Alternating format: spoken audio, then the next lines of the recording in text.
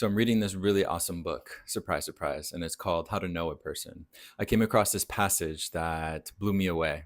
I'm not going to read the whole passage to you, but one line that really stood out to me went along the lines of, you can't see the models that you use to view the world because you're using them. And what this passage was really talking about was how everyone at some point in their life will come to a point where they understand that their models are no longer working, and they may hit a crisis or some big event may happen in their life and they'll be forced to take a step back and look at these models. But this passage, this book, is positing that self-reflection simply isn't enough. So in this video, I'm going to talk about why self-reflection and journaling isn't enough. Those things are helpful. And instead, I'm going to give you the one thing that will help you to examine the models that you use to view the world. Think about this question right here. Have you ever thought you had yourself figured out, but then nothing really changed? If your answer to that question is yes, then here's possibly why. I'm actually a fan and a proponent of journaling and self-reflection. I talk a lot about it on my channel, and it's one of my core values.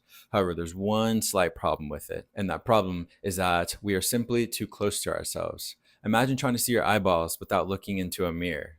I know that sounds ridiculous, but it's simply impossible. Our brains are incredibly complex, and its mission is to keep us safe, to keep us comfortable, and to keep us moving forward in life. As a result of this, there's two things that happens when our brains try to make us comfortable. We fall into two traps. The first is called the easy insight trap. And basically what our brain is doing here is it's making up a story for us to believe so that we can move on with our lives. It's simply not true. The second trap that we fall into is the rumination trap, where we fall into patterns and cycles and we're actually not making any progress. We just are repeating the same behavior over and over again. So as I mentioned, journaling is helpful because it helps us to develop awareness. But the issue here is that awareness doesn't necessarily equate to transformation. So then this begs the question, what is enough? What is the one thing that we need to be able to move past awareness into transformation? Well, the answer comes in the form of one word, and that is communication. Journaling is a form of communication, but that's one-sided, and you're only writing from your own perspective.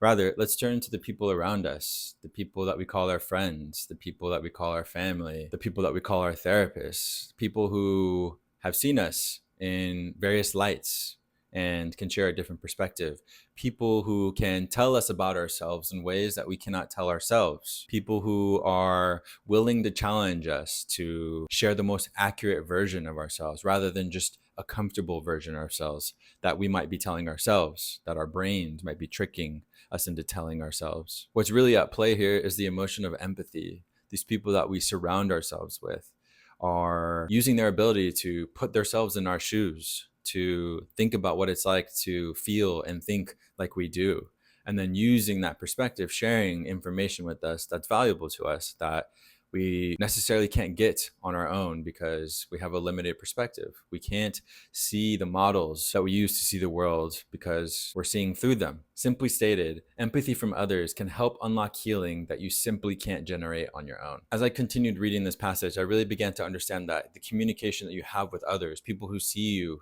as you really are, or people who see you differently from you see yourself, is what really matters. I can spend as much time as I want trying to write about myself or write about my experiences or see myself for who I am, but it's always going to be limited because I'm using one model that I've created, a model that can be actually traced back to childhood, to the things that have helped me become the person that I am today, whether it's school, religion, family. It will always be limited and it will always be distorted in a way because those are the models that I use to feel safe, to survive, to create some sense of identity or self. The great thing about communication is that it creates a sense of accountability. Think about it this way. It's harder to lie to yourself when you have someone that you really trust reflecting reality back at you. And so this leads me to therapy. I've mentioned therapy a few times on my channel as well. I've been in therapy for a little over a year now, and it's been absolutely life-changing for me.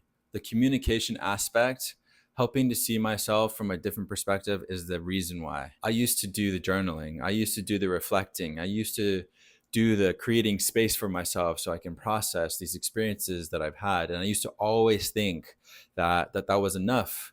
But then the same patterns were occurring over and over again. And I found myself doing the same behavior. And I never understood why.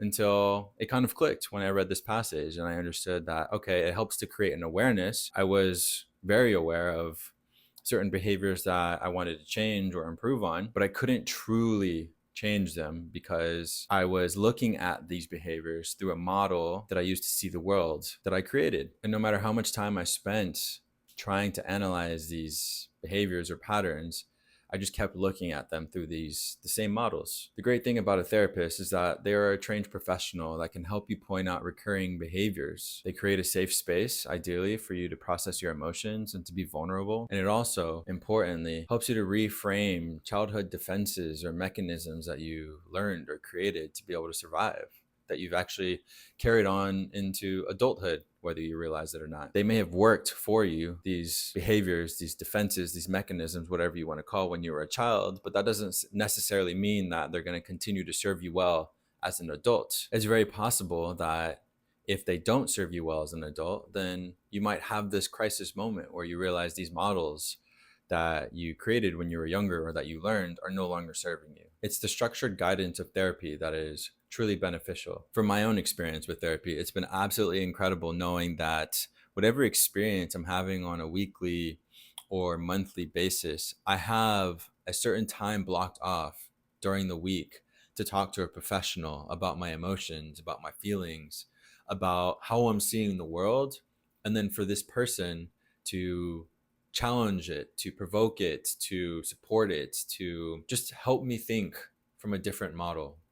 Therapy for me has been a wonderful experience of just reframing my mind. I feel like reframing is such a powerful word to describe the experience that therapy is, because as I've mentioned in this video multiple times, we see the world through the models that we've created. How wonderful is it that we can sit down with trained professionals to help us see through a different model, or to possibly alter or change or improve our models. And I'm aware that I'm very privileged to be able to go to a therapist, and not everybody may have access to healthcare or to a therapist. Fortunately, with the advent of artificial intelligence, LLMs like ChatGPT can help you in some ways because they communicate with you. They're obviously very limited and they're very agreeable in your favor, but it could be a place that you could start before you try and figure out how to seek out a therapist on your own. If therapy simply isn't an option for you, which is okay, then here's something that you could do instead. Form a habit of journaling, but then pair it with conversation. Whatever you decide to write about, decide to share that with someone that you trust, whether it's a friend, a family member, or someone else. Get vulnerable with them. Ask them for their perspective, or ask them questions like, what's a blind spot that I can't see? What's something that I could improve on, or something that I could work on? And this last tip is a little bit more challenging, but practice the habit of zooming out and observing yourself. Imagine yourself on a stage and then walk off the stage and sit down in the audience and observe yourself as you're acting in life, and get in the habit of analyzing why you may be doing the things you're doing, or why you're saying the things that you're saying. These are all wonderful ways to help you to try and understand the models that you use to see the world and how they may be affecting you. Self-reflection is a good starting point, but it's not the finishing line in this case. True growth comes from dialogue, empathy, and connection. Conveniently, I made a video about why you should try therapy, which is linked right here. Check it out so you can learn from my experience and maybe it'll inspire you. Thank you for watching, and I'll see you in next week's video.